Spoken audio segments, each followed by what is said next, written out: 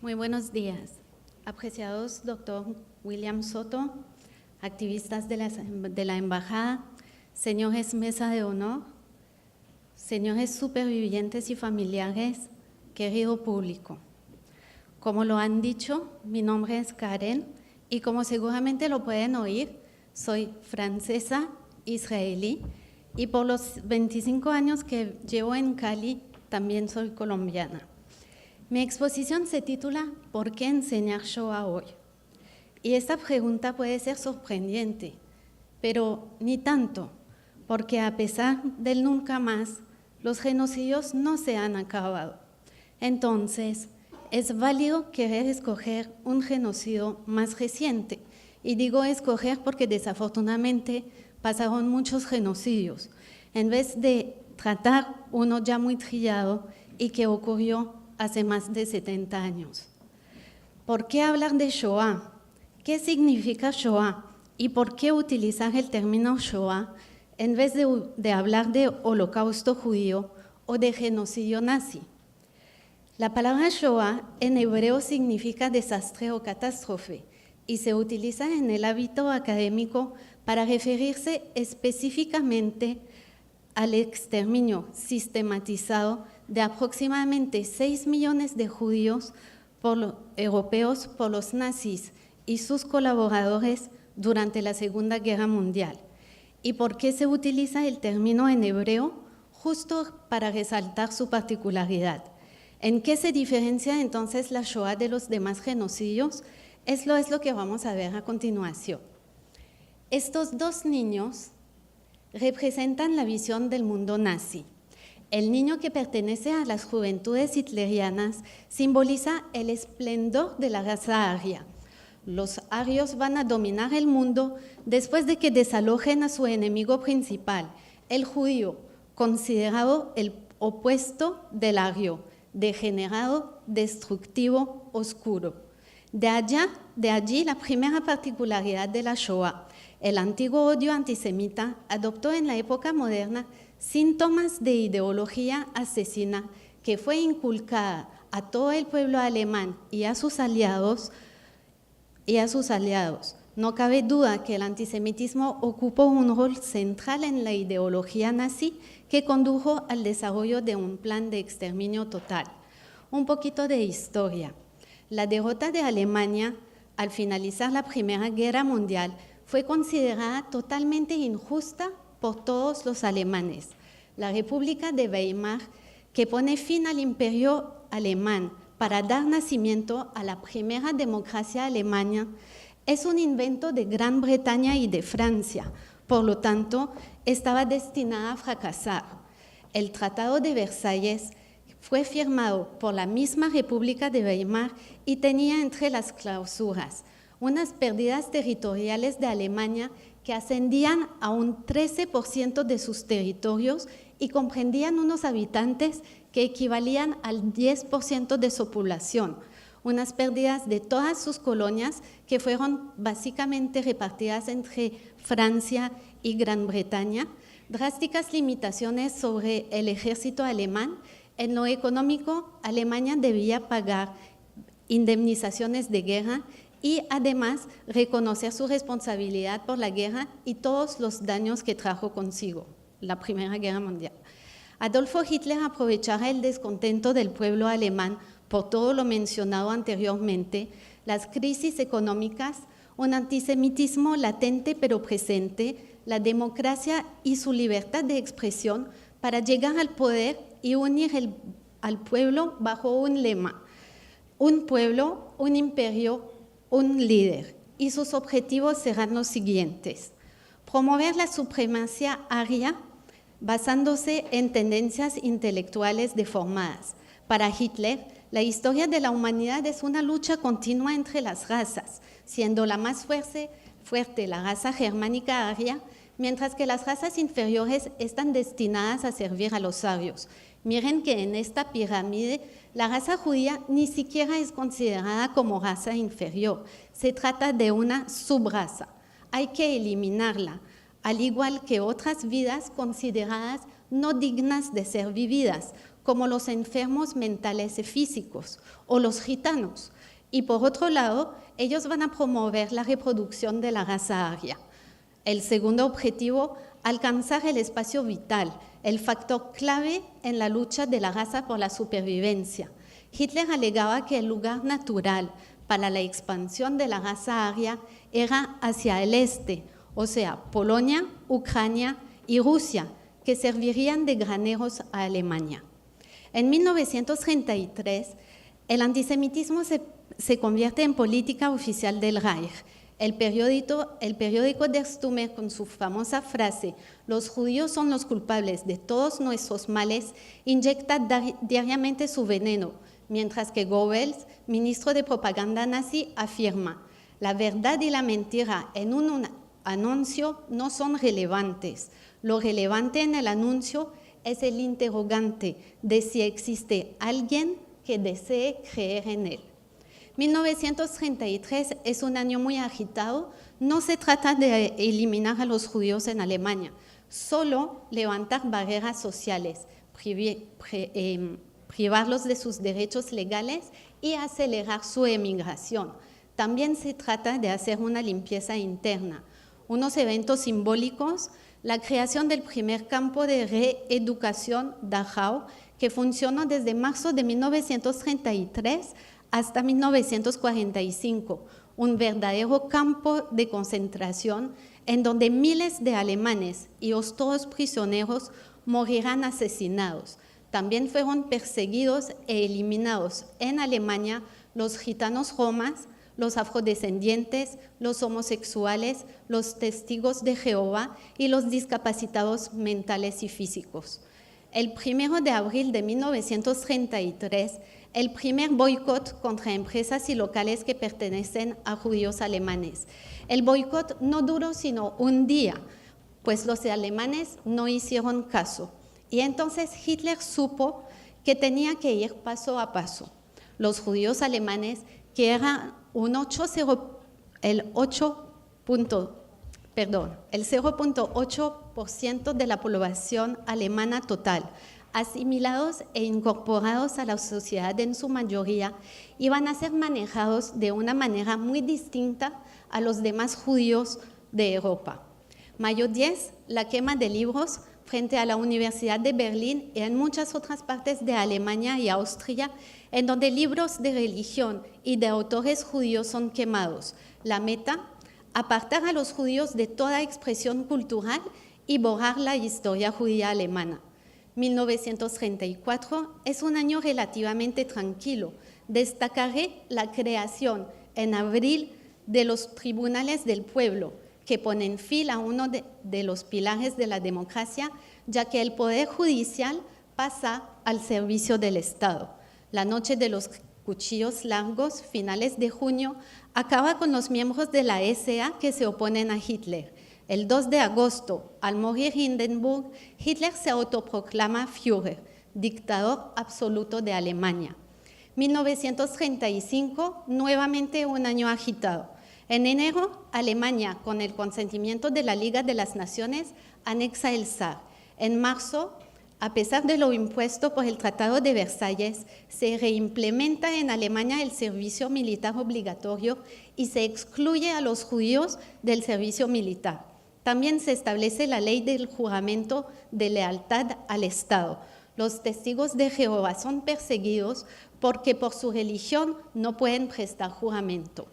Septiembre 15, las leyes de Nuremberg ponen en evidencia una segunda característica que hace la Shoah diferente a los demás genocidios, por acentuar elementos biológicos hereditarios. Las leyes de Nuremberg se dividían entre la ley de los ciudadanos del Reich, donde solamente aquellos que tienen sangre pura alemana son ciudadanos del Reich, y la protección de sangre y honor alemanes, que establece los límites en las relaciones entre judíos y arios. Este año, los judíos no pueden ser miembros de colegios profesionales, del servicio social, no pueden asistir a escuelas ni universidades mixtas. Año 1936, los Juegos Olímpicos de Verano de Berlín acaparan la atención internacional. Por lo tanto, Todas las señales antijudías son retiradas de la ciudad. Una anécdota: el gran vencedor de los Juegos con 4 medallas de oro es el afrodescendiente americano Jesse Owens, a quien Hitler obviamente no dará la mano. Este mismo año, Alemania invade la región del Rin. En octubre, Mussolini y Hitler firman un pacto de amistad y en noviembre, Alemania y Japón firman un pacto político y militar. 1937, los judíos siguen apartados de diversas ocupaciones profesionales y se habilita un campo de concentración en Buchenwald. 1938 es un año decisivo. En marzo ocurre el soñado Anschluss, la incorporación de Austria al Reich, otra violación del Tratado de Versalles. El Pacto de Múnich, por acuerdo entre Gran Bretaña, Francia, Italia y Alemania, desmantela a Checoslovaquia. Los judíos deben registrar oficialmente sus bienes y propiedades y arianizarlos, modificar sus nombres, agregando las mujeres el nombre de Sara y los hombres el de Israel en todos sus documentos legales. Además, deben entregar sus pasaportes para que se les coloque una gran J roja. Los Estados Unidos convocan en el mes de julio a una reunión con 32 países en la ciudad de Evian, Francia, para discutir cuotas de inmigración para refugiados de Alemania. La respuesta del representante de Australia: no tenemos un problema racial y no queremos importar uno, es muy representativa del sentir de todos.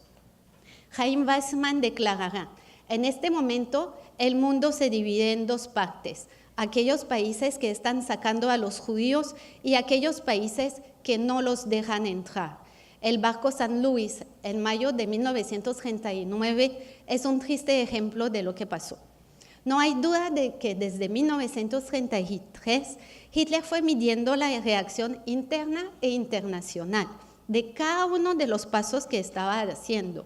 El hecho de no haber tenido oposición de la comunidad internacional y saber que nadie quería a los judíos que tanto anhelaba sacar de Alemania, le dio la luz roja para un último paso que tampoco generó reacción alguna. Noviembre 9-10, la noche de los cristales rotos, donde por primera vez los judíos alemanes son agredidos físicamente, 91 muertos, comercios y sinagogas destrozados, 25 a 30.000 judíos arrestados y mandados a campos de trabajo y obligación de los judíos de pagar indemnizaciones a Alemania por los daños que les hicieron, con el silencio de los demás. El futuro de los judíos alemanes y europeos estaba sellado. Entrando en el año 1939, para Alemania la situación es bastante favorable. Un pueblo unido, un ejército renovado, territorios recuperados y un líder dispuesto a todo. La idea de expulsar a los judíos de Alemania no se había dado, pero la Oficina para la Inmigración Judía, manejada por Eichmann, tenía una propuesta nueva: un Estado judío bajo la administración alemana en Nisko, Polonia. Estado que era la meta siguiente, ya que la expansión para obtener el espacio vital era parte de los planes nazis. No faltaba sino un paso estratégico indispensable: el pacto Ribbentrop-Molotov entre Alemania y Rusia garantizaba la no agresión entre los archienemigos. Una cláusula secreta le otorgaba a Rusia una parte de Polonia. Un pequeño paréntesis: es importante saber que los judíos alemanes, reaccionaron y se organizaron. No lo suficiente, ni todos, pero no se quedaron con los brazos cruzados. 1 de septiembre de 1939, los alemanes invaden Polonia. 2 días después, Gran Bretaña y Francia declaran la guerra y así empieza la Segunda Guerra Mundial. En una guerra relámpago, Alemania conquista Polonia, donde vivía la comunidad judía más grande de Europa, 3.500.000 judíos, equivalentes al 10% de la población total. Los primeros a ser perseguidos en cada uno de los lugares invadidos por los nazis son los líderes y los intelectuales locales, con el fin de debilitar al pueblo. Ya después, con la ayuda de los locales, buscan a los judíos. El 21 de septiembre llega en Polonia una orden clara. Los judíos deben ser confinados en los guetos. Esa persecución a los judíos fuera de Alemania es la tercera característica que hace de la Shoah un caso único. La intención nazi era global, universal, perseguir a todo judío donde quiera que esté, no solamente en Alemania. Fueron más de 1000 guetos los que hubo en toda Europa, cada uno muy diferente del otro, pero todos compartieron 3 mismos objetivos. 1, concentrar a los judíos en un solo lugar. 2, quitarles sus bienes. 3, explotarlos como fuerza de trabajo barata. En cuanto a las características de los guetos, el doctor Mario Sinai habla de 5 plagas. 1, el hacinamiento, apartamento de 3 ambientes para 3 familias. Y hablo del núcleo, más los abuelos, más los tíos. Estamos hablando de un baño por piso compartido entre 300 personas. El hambre. Estamos hablando de 184 calorías diarias, el equivalente hoy en día a un paquete de papitas fritas. El frío, las enfermedades y la desconexión con el mundo exterior. Para funcionar, todos los guetos tenían un consejo judío, el Judenrat, que solo ejecutaba los deseos de los nazis y una policía judía. La resistencia espiritual. Por cuestiones de tiempo no me puedo extender, pero ustedes deben saber que dentro de los guetos los judíos lucharon para sobrevivir y aún sabiendo que todo está prohibido, van a hacer de todo. Van a luchar organizando escuelas clandestinas, formando coros y montando representaciones teatrales. Los periodistas escribirán e imprimirán periódicos prohibidos. Muchachos y jóvenes se arriesgarán a distribuir estos periódicos, los bibliotecarios llevarán libros prohibidos de casa en casa, los artistas y fotógrafos con sus lápices, con sus cámaras,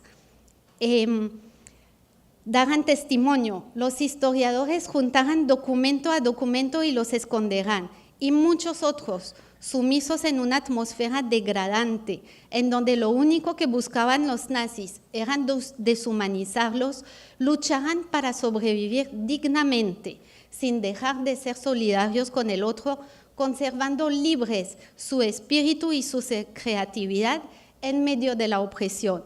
Este mismo año 39-40 es también la época en que los nazis van a invadir a casi todos los países de Europa Occidental.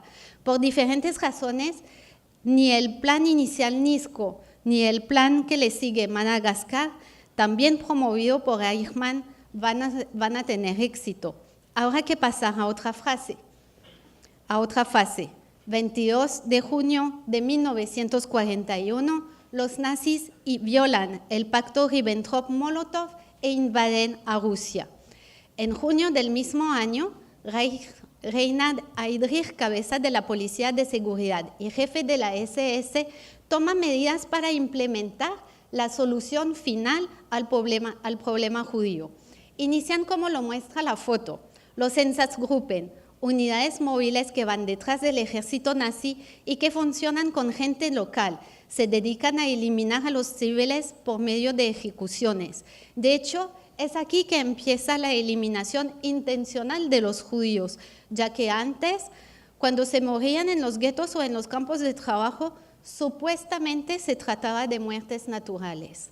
Aquí, los Einsatzgruppen entran a los pueblos, buscan a los judíos y a los supuestos otros enemigos, los reúnen en algún lugar y los matan prendiendo fuego al sitio o llevándolos a bosques, donde, después de excavar sus propias tumbas y quitarse la ropa, son asesinados con un disparo. 2 datos importantes. No se conoce el primer caso en que un soldado de los Einsatzgruppen se haya negado a matar a un civil y que por eso lo hayan fusilado. Y 2, la foto que ustedes ven la mandó el soldado que dispara a la mujer con su bebé a su novia como regalo de cumpleaños. Los Einsatzgruppen van a matar de esta manera a 1.500.000 inocentes, pero por lo traumático, y cuando hablo del traumático son de las quejas de los soldados que la sangre les mancha los uniformes, por lo demorado y por lo costoso, no es un proceso óptimo.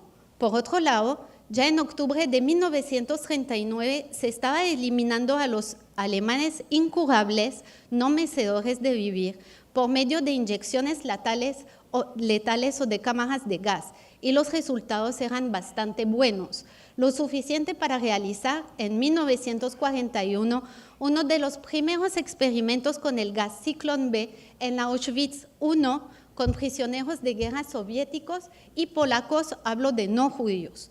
Y es por esa razón que empiezan ya los preparativos de la Operación Reinhard, finales de 1941, cuyo fin es la eliminación de los judíos del área del gobierno general por medios de centros de matanza, lo que conocemos como los campos de exterminio. Enero 20 de 1942, la conferencia de Wannsee, que se realizó con la presencia de los ministerios y agencias estatales a quien se le pedía su colaboración, brindada sin ninguna oposición, llevó a cabo la ya puesta en marcha ejecución de la solución final de la cuestión judía liberada por Eichmann. Una observación, este listado que ven de los nombres de los países con la cantidad de judíos que tiene demuestra una cuarta característica que diferencia a la Shoah de los demás genocidios. No existió ningún motivo o causa lógica, histórica, para la obsesión del exterminio, como ser conflictos territoriales, económicos o políticos. El único delito de estas personas era ser judíos. Miren los números y miren, no sé si se ve bien, a los países que querían conquistar. Albania, por ejemplo, tiene 200 judíos. No estamos hablando de soldados, estamos hablando de bebés, niños, adolescentes, adultos, ancianos, hombres, mujeres, solo judíos. La solución final fue puesta en marcha con las deportaciones por medio de los trenes, en donde encerrados en vagones de carga, los judíos hacinados con poca comida y agua, en condiciones precarias y durante horas, días o semanas, fueron conducidos a los 6 grandes campos de exterminio que hubo en Polonia: Auschwitz-Birkenau, Chelmno, Sobibor, Treblinka, Majdanek y Belzec. Allí pasaron por las elecciones, trabajos absurdos, humillaciones, golpes, hambre, miedo y el engaño, tal como lo muestra el famoso aviso, la siguiente por favor, el trabajo libera, que está en la entrada de Auschwitz-Birkenau y de otros campos. La muerte sistematizada en los campos de exterminio es también una característica única de la Shoah, porque definitivamente fue un proceso industrial y burocrático, resultado de la modernidad. El historiador Omer Bartov explica: el fenómeno es esto, el intento de producir cadáveres con el mismo método que se producen mercancías. 1943-44 se caracterizan por las liquidaciones de los guetos y de sus habitantes, y al tiempo por las revueltas. Recuérdense, no hubo solamente levantamiento en el gueto de Varsovia, pelearon con armas en otros guetos también, y no solamente en los guetos, también en los campos de exterminio y también en los bosques. Aún así, todos los intentos de los luchadores judíos de enfrentarse con los nazis finalizaron en derrota. 1945, los nazis están perdiendo la guerra contra los aliados, pero quieren asegurarse de que no van a perder su guerra en contra de los judíos. Es por eso que después de haber borrado la mayoría de las pruebas del exterminio, los judíos que aún están en condiciones de caminar son llevados a las marchas de la muerte, en donde miles de prisioneros caminan cientos de kilómetros bajo la lluvia, bajo la nieve, sin nada de comida. Abril 30 de 1945, Hitler se suicida. El 8 de mayo del mismo año, los aliados proclaman la victoria en Europa. La gente es eufórica. Terminó una guerra en la cual murieron aproximadamente 51 millones de personas, pero los judíos no tienen nada que celebrar. Se abrían las puertas del campo y los judíos no tenían ni casa, ni familia, ni nación. No les diré más porque hoy somos muy privilegiados, ya que nos acompañan dos supervivientes, doña Miriam y don Mario, y ellos nos contarán sus propias experiencias. Aproximadamente 26,000 personas, hombres y mujeres, decidieron actuar de otra manera. Ellos son los justos entre las naciones. Una antes, por favor. El título más honorable que una persona pueda recibir y que les fue otorgado por el Instituto de Yad Vashem en Jerusalén a cada persona no judía que vivía en un país cuyo gobierno apoyaba a los nazis y quien, sin recibir nada en cambio y arriesgando su vida y la vida de sus familiares, decidieron salvar a uno o varios judíos. Ellos son el claro ejemplo de que cada persona en este mundo puede marcar la diferencia. Espero que quede claro entonces cuáles son las particularidades de la Shoah con relación a los demás genocidios. La ideología nazi antisemita que acentuaba elementos biológicos y hereditarios, la intención nazi que era global, universal, el hecho de que no existió ningún motivo o historia lógica para la obsesión del exterminio, el rol central que ocupó el antisemitismo en la ideología nazi y, por último, los métodos sistematizados de exterminio casi sin comparación que desarrollaron los nazis. En su libro Educación y Justicia como métodos pacíficos de prevención, el doctor Franco Fiumara enfatiza un hecho único. En 1933, en el mes de abril, el ministro de Instrucción Pública, que en el primer año de gobierno dependía del Ministerio de Ilustración Pública y Propaganda de Goebbels, Bernard Rust, crea los Centros de Educación Político Nacional, que intensificaban la preparación de estudiantes y docentes, pudiendo participar en esta escuela especializada solo aquellos que tuvieran cualidades morales y raciales sobresalientes. A través de un acuerdo firmado entre el ministro de Educación y el jefe de las Juventudes hitlerianas, los jóvenes estudiantes pasaban a formar directamente parte de estos cuadros juveniles nazi. Es la mayor injerencia de la política en la educación para preparar futuros combatientes raciales, que en su mayoría pasarían a formar parte de la SS. Aquí vemos claramente cómo la propaganda y la política, cuando interfieren en la educación, llevan a la discriminación.